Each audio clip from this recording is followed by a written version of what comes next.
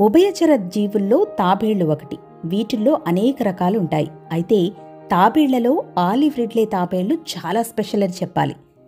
ఈ తాబేళ్లు ఎక్కువగా Japan, Australia, New Zealand తదితర దేశాల్లో కనిపిస్తూ ఉంటాయి. నదులు సముద్రంలో కలిసే చోటు వీటి సంతానోత్పత్తికి అనువుగా ఉంటుందట.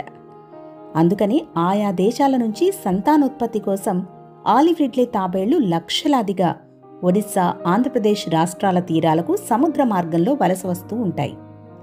వీటి కోసం అటవీ శాఖ అధికారులు తాబేళ్లకు, అవి పెట్టే గుడ్లకు ఎటువంటి హాని కలగకుండా చర్యలు చేపడతారు. ఈ గుడ్లు పొదిగి పిల్లలయ్యేంత వరకు వాటిని సంరక్షించి పిల్లలైన తరువాత సముద్రంలో విడిచిపెడుతూ ఉంటారు. అయితే జీవితాంతం సముద్రంలో గడిపే ఈ ఆలివ్ రిడ్లే తాబేళ్లు కేవలం గుడ్లు మాత్రమే పెట్టడానికి సముద్ర తీరాలకు వలస వస్తూ ఉంటాయి.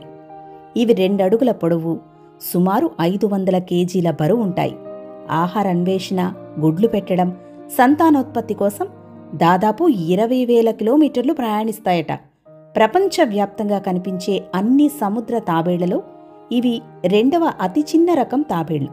వీటి ప్రత్యేకత ఏంటంటే ఇవి ఎక్కడ పుడితే ఆ పుట్టిన చోటుకే వచ్చి గుడ్లు పెట్టే జీవి ఒక్క సముద్ర తాబేలు మాత్రమే. ఆలివ్ రిడ్లే తాబేళ్లు మాంసాహారులు.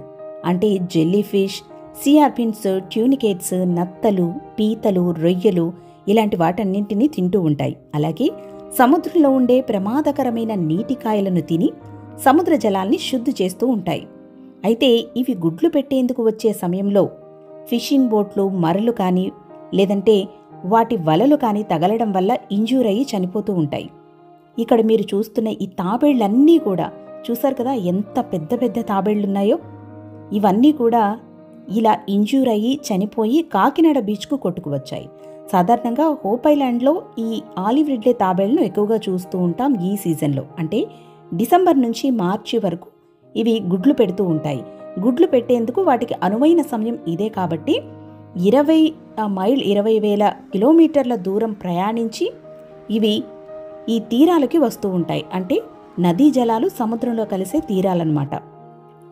ఇక్కడికి వచ్చే క్రమంలో అంటే ఇవి 1, 2 కాదు, లక్షలాదిగా వలస వస్తూ ఉంటాయి కలిసి ప్రయాణిస్తూ. ఈ క్రమంలోనే ఈ మరబోట్లు, వలలు తగిలి ఇంజూర్ చనిపోతూ ఉంటాయి. అలా చనిపోయిన ఆలివ్ రిడ్లే తాబేళ్లు చూసారా, కాకినాడ సాగర తీరంలో ఎలా కొట్టుకువచ్చాయో. వీటిని చూస్తే ఎవ్వరికైనా బాధేస్తుంది.